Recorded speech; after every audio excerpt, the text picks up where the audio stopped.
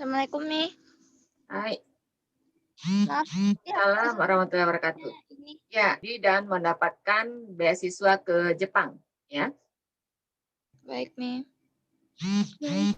Eh, ini sekilas tentang Jepang ya, seperti ini. Ini sebelum COVID ini Asakusa ya. Ini apa ya bangunan khas Jepang ya. Eh, oh ini densa bawah tanah. Jadi banyak sekali di Jepang ya ada kereta bawah tanah. Densa itu kereta ya, sudah belajar ya. Nah, ini seperti di stasiun-stasiun kita mau kemana kita bisa ngelihat ya rute densanya. Nah ini kondisi kehidupannya pemukiman masyarakatnya. Ya mereka jalanan kebanyakan sepi gitu. Mereka suka berjalan kaki gitu ya. Mereka suka naik kendaraan umum ya. Jadi sangat berbeda dengan gaya hidup orang di Indonesia ya. Yang umumnya punya mobil sendiri kayak gitu ya. Kalau di Jepang banyak mereka menggunakan transportasi umum ya. Selain di samping murah, nyaman gitu, datangnya juga tepat waktu, juga tentunya tidak menyebabkan polusi lingkungan ya yang berlebihan.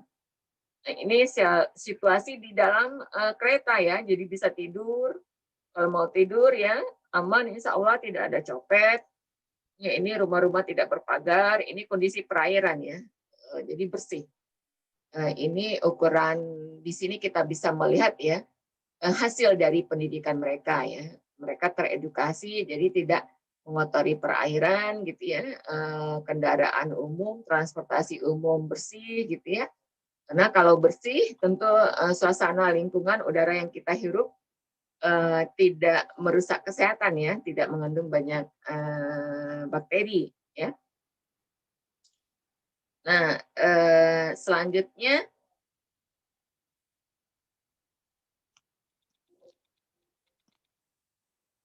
nah ini sistem pendidikan di Jepang ya, sama di Indonesia ada TK, SD, SMP, SMA ya, cuman ada sekolah kejuruan, macam-macam sekolah kejuruan.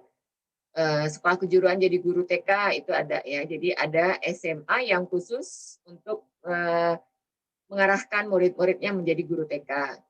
Nah, nanti tamat SMA paling ambil ujian dan umur 20 sudah ada yang menjadi guru TK gitu, dan itu spesifik ya.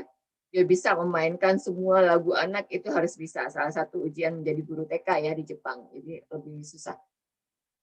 Kemudian ada sekolah kejuruan macam-macam ya, bikin robot, ya, bikin masakan, ya. Apalagi ya, sekolah kejuruan bikin mobil ada ya, sekolah kejuruan untuk perminyakan, macam-macam sekolah kejuruan ada di sini ya. Sehingga yang masuk universitas itu tidak sebanyak seperti dibandingkan di Indonesia ya, karena mereka sudah berhasil menemukan minat bakatnya gitu ya. Kalau misalkan tamat SMP tidak mau sekolah tinggi, hanya mau jadi officer ya. Misalkan saya mau jadi tata usaha di city office, ya udah tamat SMP aja mereka daftar gitu, itu bisa. Nah, jadi yang masuk S1, apalagi S2 dan S3 itu sangat ya lebih sedikit ya. S2 dan S3 sangat-sangat sedikit, apalagi S3 ya, apalagi perempuan gitu, bersekolah tinggi di Jepang sungguh sangat sedikit ya, yang sampai S3 perempuan lagi ya. Nah ini mengapa belajar ke Jepang ya? Apa sih daya tarik Jepang? Jepang ini negara yang aman untuk didatangi, tidak ada copet ya. Orang tidak menganiaya orang lain. Kalau kita bertanya, dia kasih jawaban, malah dia yang memberikan petunjuk gitu ya, untuk kita bisa sampai ke alamat yang kita tuju gitu ya. Jadi baik, baik banget. Masyarakatnya ramah, menghormati setiap insan ya, semua sistem sudah established. Jadi kita mau apa itu sudah ada sistem bagi mereka ya. Jadi enak. Misalkan kedatangan mahasiswa asing, setiap mahasiswa asing ada satu guide-nya seperti itu ya. Kita di lab itu ada guide di hal apa saja yang kita butuhkan. Nah itu ada pemandunya gitulah. Nah jadi enak ya. Sistem dan kualitas pendidikan yang baik ya. Riset dan penelitian mendalam, unik dan spesifik. Ya, jadi nggak asal-asalan penelitian di Jepang, nggak asal-asalannya. Ada hasil yang bisa dimanfaatkan untuk umat ya. Apakah risetnya berupa riset untuk suatu ilmu gitu ya, kan ada sains untuk sains ya. Atau misalkan riset untuk suatu karya yang bisa dimanfaatkan untuk umum gitu ya, untuk umat. Nah, seperti itu. Jadi hasilnya ya. Nah, terus tingginya peluang publikasi internasional. Kalau kita di lab di Jepang, kita punya hasil, ada data ya, kita bisa tulis dan nanti bisa di-publish di jurnal internasional ya. Jadi itu sungguh sangat bisa gitu ya. Nah, kesempatan keliling dunia melalui seminar internasional. Nanti nih misalkan S1 ya, lanjutkan ke S2 gitu ya. Ada hasil, saya mau ikut konferensi di misalkan di Amerika gitu ya. Nah, itu bisa aja ikut gitu ya. Mau ikut konferensi di Cina atau mau ikut di Jerman, di Belanda, itu bisa. Atau mau pulang ke Indonesia gratis ya. Coba diintip saja ada kegiatan internasional conference yang sesuai dengan tema riset kita ya. Maksudnya walaupun bukan sesuai dengan tema riset kita, yang bidang kita lah gitu ya. Itu bisa ikutan dan itu dibayarkan pesawat gitu ya dengan ongkos flight ya. Terus apalagi uang untuk bergabung ya di konferensi itu bisa dibayarkan. Nah, ada kesempatan bebas uang kuliah ya kalau di Jepang, apalagi di universitas negeri di Jepang ya. Kita bisa mengajukan keringanan biaya sekolah. Namanya menjo ya, itu bisa. Pembayaran uang sekolah yang bisa dikompromikan gitu ya. Nah, jadi masuk nih di Universitas Jepang pertama kali. Walaupun nggak dapat beasiswa ya, tapi usahakan bisa bayar uang administrasi ya, uang pangkalnya dan uang sumbangan bangunan itu kan ada ya, kalau di Indonesia juga ada ya, admission fee ya. Nah, uang pendaftaran sama admission fee-nya kita bayarkan. Nah, setelahnya pembayaran uang sekolah itu bisa dikompromikan, minta dibayar di akhir. Nah, sebelum pembayaran itu ya, pembayaran uang sekolah datang, pokoknya kita sudah terdaftar aja, sudah terdaftar jadi mahasiswa, dan kita bisa mengajukan keringanan biaya uang kuliah ya. Dan universitas-universitas sangat banyak sekali yang memberikan keringanan ya, bukan rahasia lagi ya, sudah umum ya, banyak anak-anak Indonesia yang bersekolah di Jepang mendapatkan menjo. Jadi misalkan kuliah di Tokyo Institute of Technology ya, ITB-nya Jepang, bisa 0 yen ya, uang kuliah 6 bulan pertama 0 yen. Nanti kalau mengajukan menjo lagi bisa, tapi memang syaratnya tidak ada sumber dana ya, tidak mendapatkan beasiswa, terus tidak dikirimkan dana dari orang tua gitu ya. Itu kita menyerahkan semua persyaratannya ke bagian international student ya, di setiap universitas itu ada ya, selalu ada. Nah, pembayaran uang sekolah yang bisa dikompromikan, adanya bantuan biaya hidup ya, misalkan dari profesor atau dari universitas berupa teaching assistant. Jadi walaupun kita tidak punya beasiswa gitu ya, profesor itu mereka sangat memikirkan mahasiswanya ya.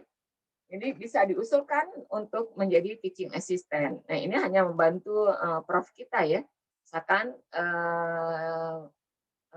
prof kita mau ngajar gitu, kita membagikan materi pelajaran gitu ya. Biasanya yang mengopikan juga udah ada asisten profesor ya.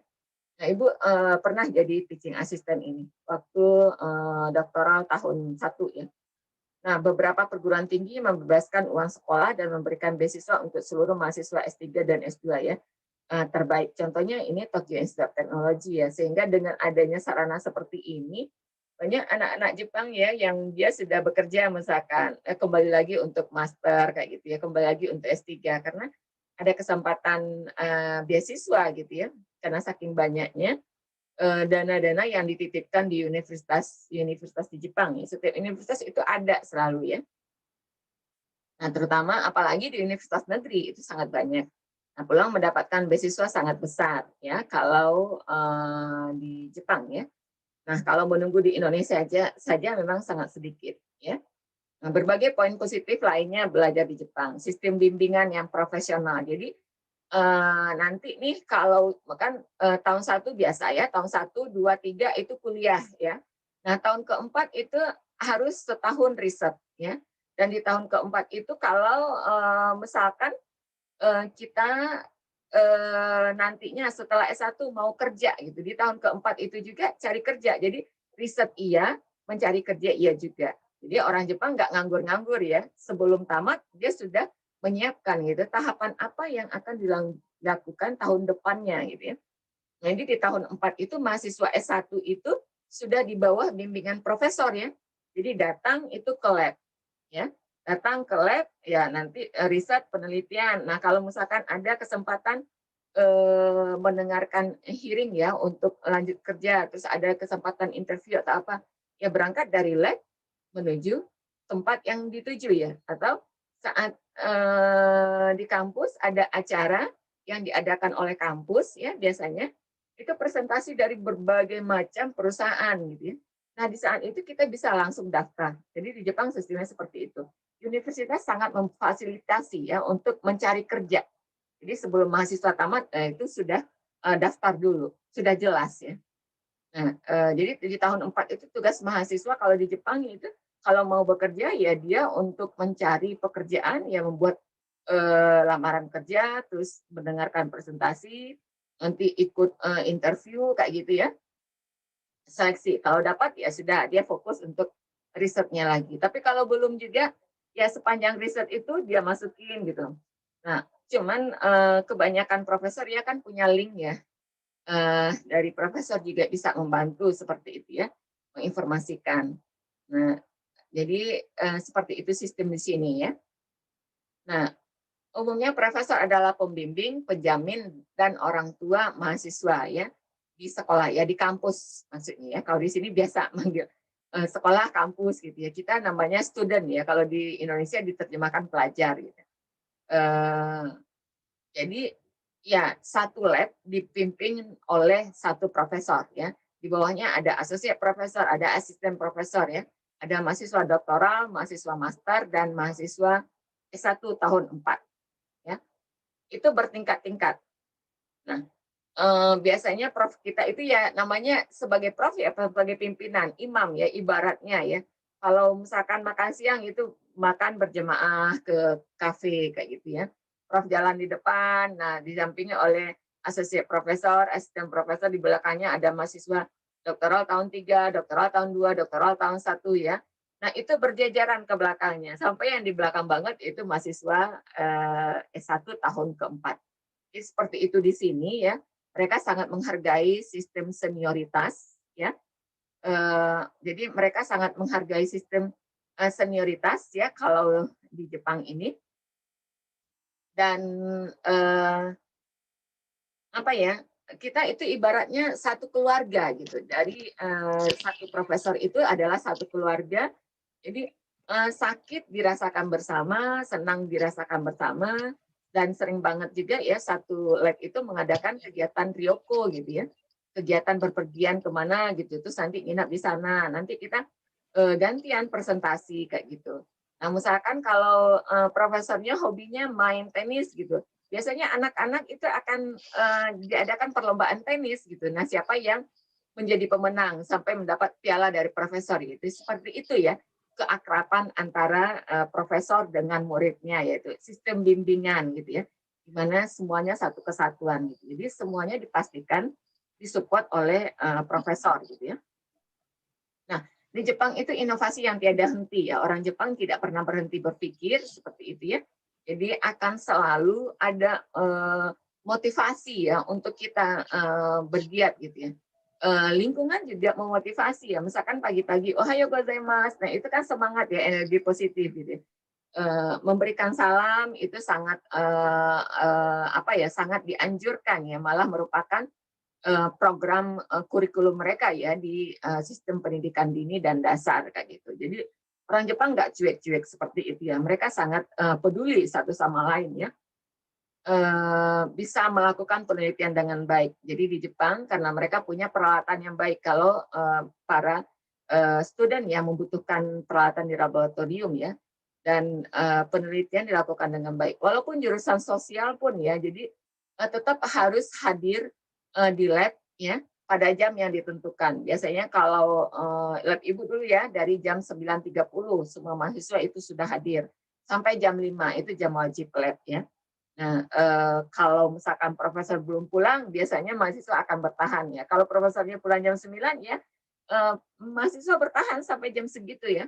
Malah sering ya yang nginep di lab ada kayak gitu.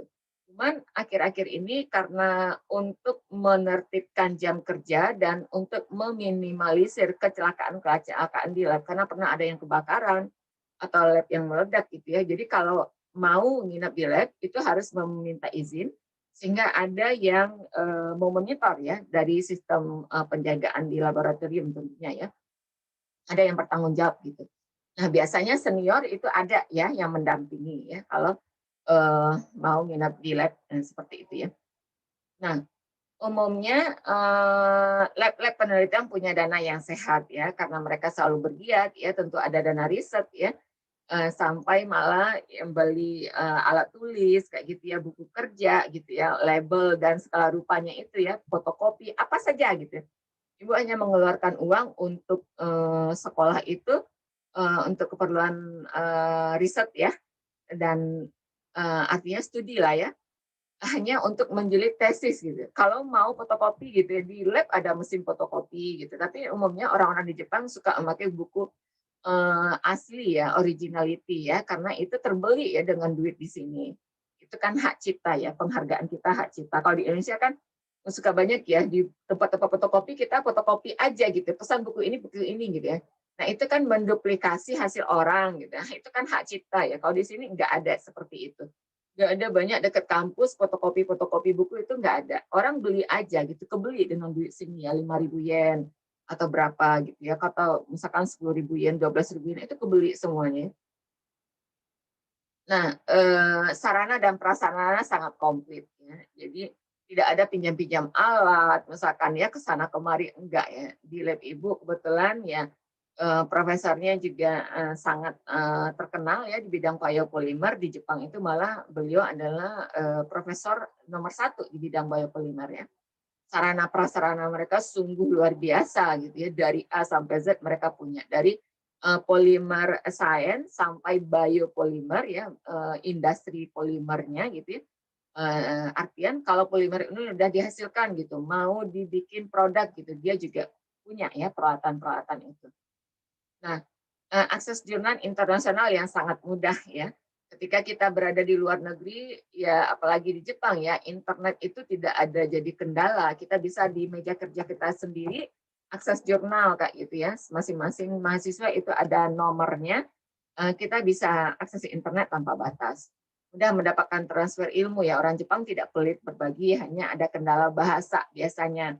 Nah, itu kalau di ACI kita, meskipun S3 pun ya, meskipun bidangnya ada international program, kita wajibkan untuk bisa berbahasa Jepang. Minimal untuk N5 ya, bahasa Jepang untuk adaptasi di lingkungan lab dan adaptasi di lingkungan Jepang. Ya, karena yang namanya orang Jepang ya, bahasa mereka ya bahasa Jepang gitu ya. Jadi mereka sangat berat lidahnya untuk berbahasa Inggris ya kecuali kalau mereka sudah pernah ke luar negeri gitu ya. Dan ya apa-apa di dalam lab itu ada aturan gitu, ada kesepakatan. Jadi kalau misalkan kita nggak ngerti apa-apa, sering salah ya tentu nanti ibaratnya ya kita merasa tidak enak seperti itu ya. Akhirnya tidak nyaman di lab bisa mengurangi semangat ya untuk meneliti atau ya bergabung dengan mereka ya, berada di antara mereka gitu ya. Nanti jangan-jangan orang bilang apa, kita udah merasa pundung gitu ya, karena tidak mengerti bahasa. Ini sangat banyak kejadian seperti itu ya. Jadi semua yang ngambil PTU di ACI kita ya wajib untuk belajar bahasa Jepang ya. Nah, sistem komplit kelompok yang sangat kuat ya, di mana senior mendidik junior. Jadi di Jepang, setiap kita misalkan ada yang baru bergabung, itu ada yang dipercayai untuk menjadi pembimbing mereka ya, untuk menjadi pendamping mereka gitu ya. Dan misalkan bergabung di lab di Jepang sebagai mahasiswa, katakanlah mahasiswa master tahun pertama. Nah, itu ada nanti mahasiswa doktoral yang ditunjuk sebagai seniornya ya. Jadi hal-hal apa ya seniornya ini yang ngasih tahu gitu. Nah, sistemnya seperti itu. Makanya apapun jadi gitu ya, kerja jadi. Tidak ada kesalahan data karena perbedaan cara kerja gitu. Karena semuanya di-setting ulang ya. Misalkan nih bagi yang bekerja dengan alat-alat laboratorium gitu ya, cara mencuci peralatan gelas saja itu di-setting ulang gitu ya. Diajarkan, misalkan cuci dulu pakai sabun ya, terus diguyur dengan air, nah terakhir dibilas dengan Aquades kayak gitu. Taruh di sini misalkan kayak gitu ya. Nah, itu dari setting dari cuci alat saja ya. Jadi nggak dibiarkan orang jalan ke rimba, artinya tidak ada arah itu nggak dibiarkan seperti itu ya. Begitulah apiknya sistem mereka mendidik ya. Nah, daya tarik lainnya kenapa sih memilih Jepang misalkan? Apa yang membuat tertarik belajar di Jepang? Ya ada perpaduan budaya Jepang kuno ya dengan budaya luar ya. Nah, tapi tetap mereka identitas Jepang, yang budaya Jepang tetap mereka pertahankan gitu ya. Eh, dan sampai saat ini gitu ya, musim panas misalkan, anak-anak muda Jepang itu enggak enggan dia pakai yukata seperti itu, naik transportasi umum, naik bus atau naik kereta kayak gitu ya. Mereka mau melihat pesta kembang api ini, nah mereka pakai yukata gitu ya. Pendidikan non formal secara gratis mudah didapatkan di mana-mana, baik di kampus maupun di luar kampus. Misalkan non formal ini maksudnya ya, kita mau karena di Jepang kan semua peralatan ada gitu ya. Peralatan memasak kayak gitu, oven kayak gitu rata-rata yang tinggal sebagai mahasiswa single pun itu kebanyakan punya oven ya, karena di sini gampang untuk memberi dan melunsurkan barang-barang gitu ya. Kadang juga profesor gitu, kalau misalkan dia tidak pakai lagi, dia umumkan kepada mahasiswa siapa yang butuh kayak gitu ya. Nah, pengen nih belajar roti gitu ya, karena kelihatannya, ah roti enak-enak tapi sayangnya ada daging ya, aku pengen belajar sendiri. Nah itu bisa aja gitu, kita bisa kelas masak ABC food, atau kita bisa cari di YouTube gitu ya, kita belajar sendiri, itu kan non formal ya. Karena begitu gampangnya informasi di sini dan juga ketersediaan sarana dan prasarana yang bisa membantu kita gitu ya. Nah, pendidikan dan nilai-nilai murni yang diekspresikan oleh masyarakat Jepang merupakan poin positif yang sangat berharga untuk kita gitu ya. Misalkan kejujuran, disiplin, kerja keras, kompak dalam tim gitu ya, positive thinking terhadap sesama gitu ya. Nah, ini semua adalah tergolong kalau dalam Islam itu akhlak ya, sesama manusia gitu ya. Dan ini yang sangat ditekankan di aci kita juga gitu. Kenapa sih aci kita sangat merekomendasi pertama kali ya datanglah kalau mau lanjut studi ya ke luar negeri ya ke Jepang dulu ya. Karena kita secara pendidikan ya kalau kita bandingkan dengan anak-anak di Jepang, mereka karena sistem pendidikan mereka dari dini fokus pada moral dan menggali potensi anak sejak usia dini gitu ya. Kalau kita bawa ke sistem pendidikan mereka, boleh dikata ya ibu juga belum tamat SD ya. Karena di sini betul-betul moral itu moral by action gitu ya. Eh, jadi nantinya ketika di SMP mereka itu sudah seperti apa ya, bisa mengatur diri sendiri kayak gitu ya. Bisa sama-sama mengerti kalau mereka berada bersama siapa yang paling pintar, mereka tuh hormati gitu untuk memimpin kelas. Misalkan nih ya, ada satu anak dia jago dalam hal musik gitu. Nah, ketika pelajaran onggaku, ketika pelajaran musik, dialah yang mengetuai teman-temannya, mengomandoi teman-temannya. Gurunya hanya melihat dari belakang gitu ya. Misalkan ingin mengatakan, oh ini sepertinya nadanya sedikit tidak pas kayak gitu. Jadi tidak repot-repot, ayo ayo anak-anak kumpul sekarang masuk ke ruang musik, tidak seperti itu. Atau ketika ada yang mau bicara, ibu kan sering ya datang ke SMA SMA di Indonesia, SMP ke Indonesia, kita udah berdiri di depan pun ya kayak lebah gitu ya, ribut gitu. Anak di sini ngelihat orang berdiri di depan, dia udah duduk rapi, mendengarkan dengan baik gitu. Jadi begitu betul-betul moralnya anak-anak di sini itu sangat diacungi jempol ya. Manusia dewasanya tidak ada yang dapat kusir di tengah ada pembincangan grup gitu ya. Mereka semua sudah disetting sejak SD ya. Memahami pendapat orang lain, memahami sikap orang lain, ya, memahami tulisan orang lain, harus baca dulu komplit ya. Kalau mengerti, baru nanti, ya ajukan pertanyaan. Kalau misalkan, punya ide, tapi kalau tidak mengerti apa sih tema yang ditulis orang, apa sih tema yang dibicarakan orang, tidak ujuk-ujuk aja ngambil satu potong kalimat, terus berdasarkan potong itu langsung orang diserang, kayak gitu. Indonesia kan banyak seperti itu ya sistemnya saat ini, karena Ibu banyak bergabung di, WhatsApp grup juga ya, sehingga menyebabkan diri tidak betah gitu loh, kok ini di tengah ada banyak orang-orang hebat gitu ya, ada debat kusir dibiarkan seperti ini tidak nyaman gitu ya. Bisa-bisa nanti sikap kita jadi berubah ya, kita bisa menjadi orang yang kasar gitu ya, suka ya bernegatif thinking pada seseorang ya lebih baik ditinggalkan ya, karena memang setiap manusia itu ya setiap makhluk hidup memiliki tempat hidup yang sesuai dengan kenyamanan hidupnya gitu ya. Nah, ini berbagai daya tarik lain ya, kesempatan membantu ekonomi keluarga dari jauh, karena banyak kesempatan part-time di luar kesibukan sekolah ya. Juga ada kesempatan, apply beasiswa ya, seperti yang disampaikan tadi ya. Jadi sangat banyak di sini, ya mereka bersekolah di Jepang, tapi mereka ya mungkin, ya beli rumah di Indonesia sebelum pulang ke Jepang, itu sangat banyak sekali ya. Atau nabung ya, atau ya membantu orang tua, membantu saudara yang lagi sekolah, atau lain-lainnya lah ya kalau mau punya bisnis gitu ya, banyak sekali. Nah, banyak juga di sini masih, mahasiswa sudah, naik haji itu sangat banyak gitu ya. Nah, kesempatan menikmati teknologi canggih terdepan, berbagai macam alat elektronik diproduksi secara cepat dan harga sangat terjangkau dengan isi kantong mahasiswa ya, karena mereka membuat alat-alat elektronik itu ya, sangat gampang bagi mereka ya. Kalaupun tidak membeli ya, melihat-lihat itu saja sudah inspirasi bagi kita. Karena sangat banyak ya, selalu ada, ide-ide ya di balik penciptaan itu ya, ide-ide baru yang kita bisa, ketahui gitu ya. Nah, hal utama insya Allah akan mempunyai kecakapan dan keahlian spesifik sebagai bekal untuk mendapatkan penghasilan halal, ya, tidak korupsi dan merugikan negara. Nah, makanya di ACI kita, bersekolah ke luar negeri merupakan salah satu cara memutus rantai permasalahan bangsa ya. Karena terutama di Jepang ya, moral kita bisa menjadi baik dengan keberadaan kita di sini ya, melihat mereka kok mereka lebih Islami gitu ya. Kita tuh terdidik oleh lingkungan ya. Ya, kemudian juga ilmu bertambah gitu ya. Tentu karena punya beasiswa ya, punya part-time ya, kita punya dana sendiri gitu ya. Nah, akhirnya karena melihat lingkungan di sini gitu, mereka sifatnya kalau di sini ya kita dididik itu, eee, para sensei kita itu menasehati ya, jadilah orang yang punya originality sendiri, gitu ya, originality, hak cipta gitu ya, kemampuan berkarya gitu. Jadi tidak ikut-ikutan.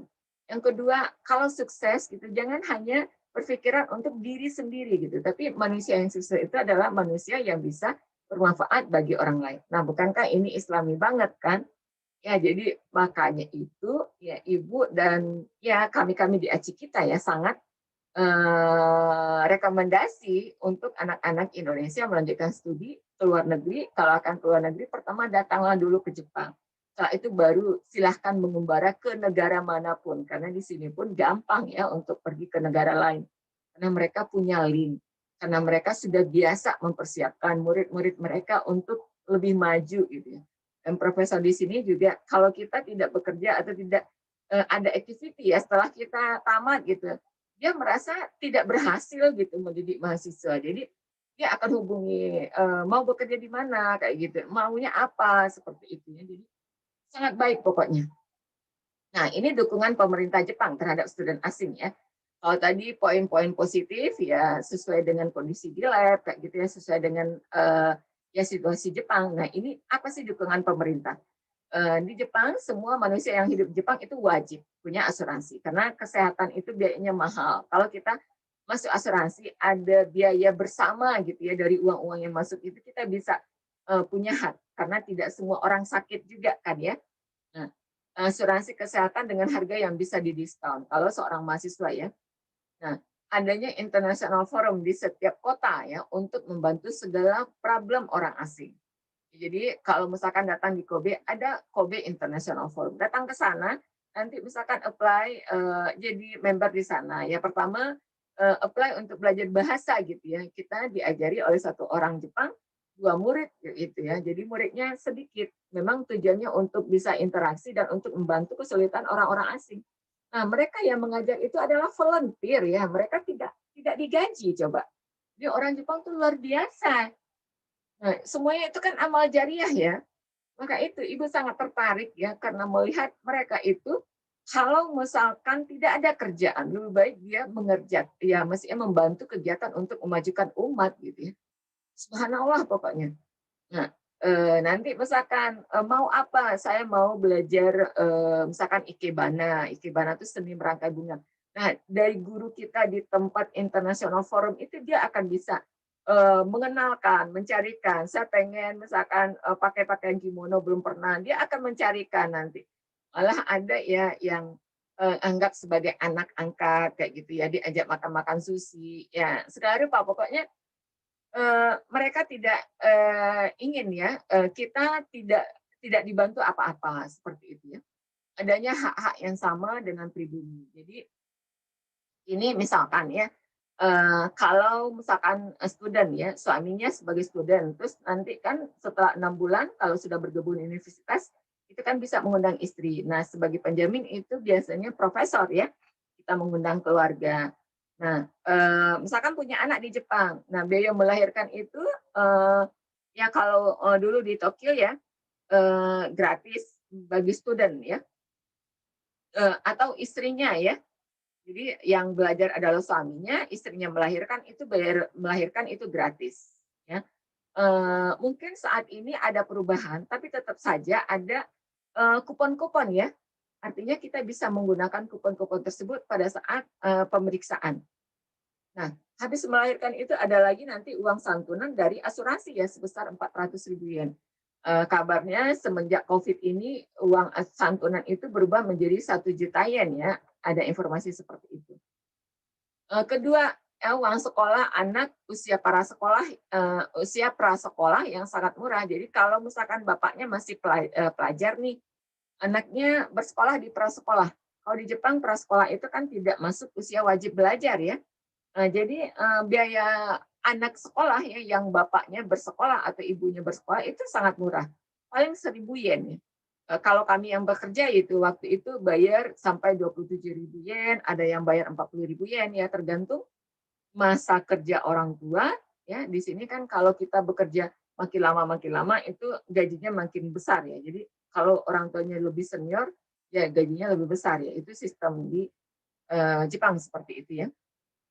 Ya, kurang lebih sama dengan Indonesia ya.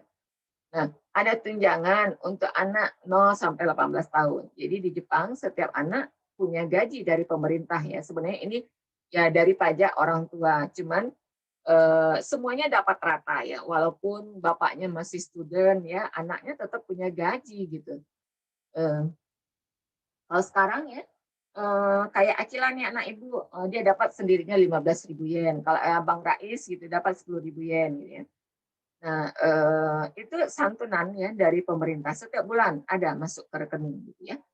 Nah, uang berobat dan beli obat ketika anak sakit ya untuk di, beberapa kota misalkan ya, 0 sampai 6 tahun dengan sistem asuransi jadi gratis. Nanti, eee, ketika sudah masuk SD 200 yen sekali datang untuk berobat. Nah, itu kan sangat membantu sekali ya. Mungkin di sini ada sedikit perbedaan ya, tergantung kota. Cuman, anak 0 sampai 6 tahun itu rata-rata gratis, sekalipun dia diopname di rumah sakit ya.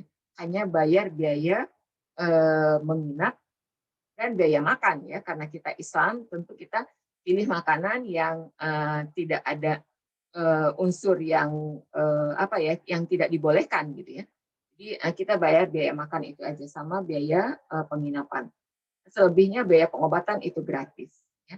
Dan asing bisa sukses dan survive di Jepang ya.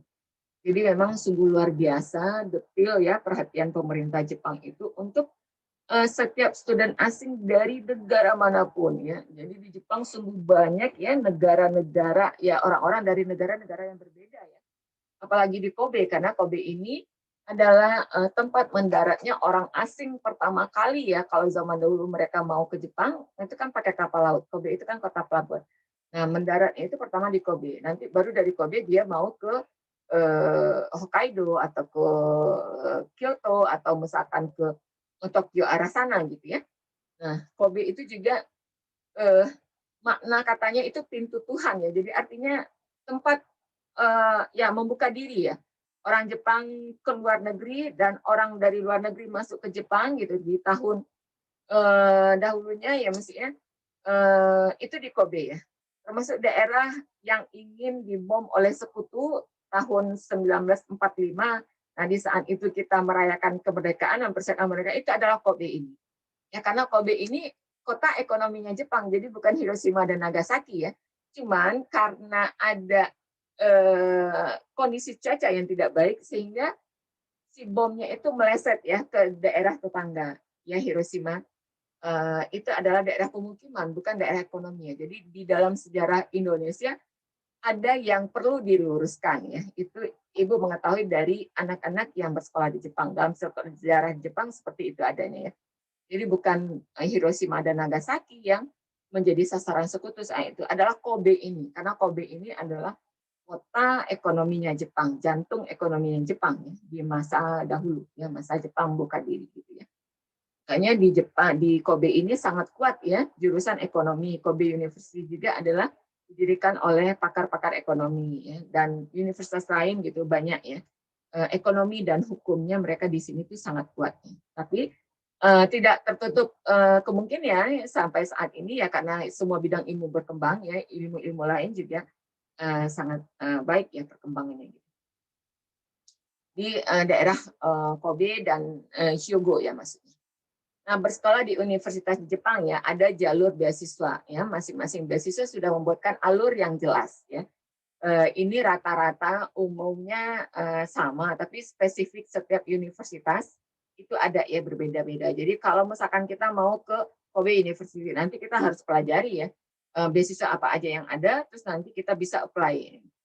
Nah, juga misalkan ke Osaka University, ke Tokyo University itu ada ya, ada beasiswa-beasiswa yang bisa di-apply sebelum kita eh, ini ya, sebelum kita jadi mahasiswa ya. Jadi begitu kita daftar, kita bisa apply ya. Ada ya, setelah kita daftar dulu baru kita apply. Itu ada seperti itu ya. Jadi ada beragam ya, makanya harus membaca informasi dengan detail ya. Nah, untuk misalkan mahasiswa master, mahasiswa doktoral, kita kan harus kontak dengan profesor dulu. Jadi nanti bisa saja kepada profesor kita bertanya atau kita mengatakan gitu, saya pengen apply beasiswa ini. Jadi Prof sudah menyiapkan rekomendasi untuk kita gitu ya.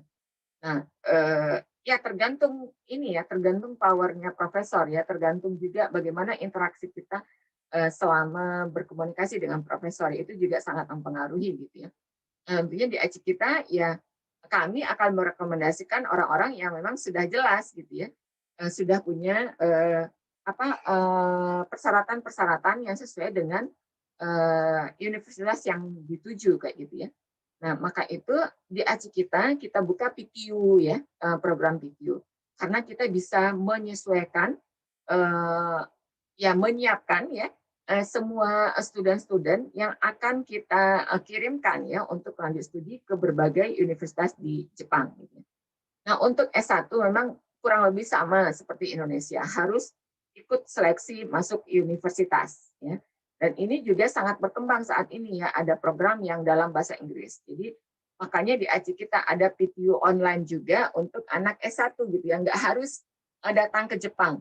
Ya, ini bisa dipilih bagi orang tua yang mungkin biayanya tidak sangat kuat ya. Kalau misalkan bersekolah di Jepang dan tinggal di Jepang dari sekolah persiapan lanjut studi ke Jepang, tentu biaya hidup harus ditanggung gitu ya. Biaya tempat tinggal. Nah, ini tentu meminta pengeluaran tersendiri ya. Jadi kalau mau ambil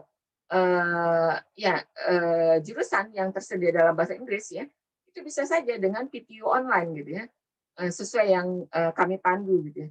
Tentunya tidak ada hasil ya, tidak ada keberhasilan yang bisa dicapai tanpa perjuangan gitu ya. Itu harus belajar ekstra. Karena kalau belajar langsung itu kan bisa dimonitor oleh guru langsung ya. Misalkan tidak mengerjakan PR, nah itu kan kelihatan tidak mengerjakan PR gitu. Jadi kalau misalkan ambil PTI online ya memang harus dari diri ya, ikhlas untuk melakukan semua yang disampaikan ya, semua yang disarankan. Seperti itu ya. Nah, untuk S2 dan S3 harus berusaha gigih untuk mendapatkan profesor pembimbing.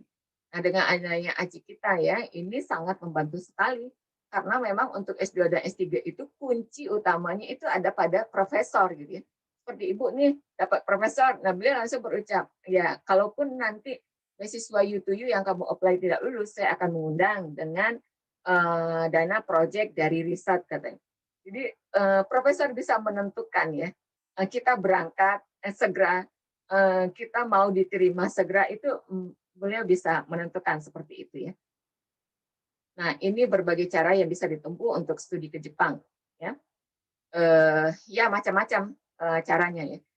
Apalagi untuk yang sudah tamat dari S1 ya. Nah, ini datang dengan beasiswa. Ini ada buku yang ini ya yang Ibu tulis dengan teman-teman di Jepang. Jadi waktu itu ini adalah buku keempat ya dari ACI kita. Rahasia melanjutkan studi dan mendapatkan beasiswa ke Jepang. Waktu itu belum ada ya orang-orang menulis buku berjamaah untuk lanjut studi ke Jepang terutama ya, belum ada. Inilah buku panduan yang pertama gitu ya. Ini berdasarkan apa ya studi di internet ya gitu, iseng-iseng nyari kayak gitu ya. Setelah terbitnya buku ini tidak ada. Jadi setelah ini banyak ya kelompok-kelompok mahasiswa yang juga menulis seperti itu. Jadi termasuk ini buku perdana ya untuk lanjut studi ke Jepang. Nah, datang dengan beasiswa ya, seperti dalam kisah ini ada Asri, Titin, Juariah, Yesi ya. Ini berbeda-beda. Kalau Asri ini dia datang untuk melanjutkan S1 di Jepang. Dia mengambil beasiswa membuka kakusho namanya ya. Nah, datang awal secara pribadi, setelahnya apply beasiswa. Ya, jadi datang ke Jepang dulu setelah dengan biaya pribadi ya. Setelah masuk Universitas Jepang, apply beasiswa. Datang awal secara pribadi, penjamin kenalan baik ya. Kenalan baik yang bisa aja selama ini ya, kami kan banyak ya menjamin orang-orang Indonesia gitu. Nah, setelah ini apply universitas, nanti apply beasiswa gitu. Datang melalui undang profesor ya, biaya hidup dari proyek risetnya. Seperti yang Ibu alami sendiri kayak gitu ya. Nah, 3 tahun mencari profesor gitu. 3 tahun bukan waktu yang lama, bukan waktu yang sebentar ya, sangat lama ya 3 tahun ya. Jadi, kadang ikut international conference, terus kenalan dengan profesor kayak gitu ya. Menyatakan diri, Prof punya ini gak kenalan di bidang ini gitu ya. Nanti ya disurati juga. Tapi ya itu kita menyurati banyak yang tidak berbalas ya. Karena memang di Jepang sejak anak masuk TK ya sampai kita masuk perguruan tinggi ya, kita harus mendatangi dulu universitas yang kita tuju. Kita harus mendatangi dulu sekolah yang kita tuju. Kalau tidak datang tidak boleh daftar. Kayak gitu ya sistem di Jepang.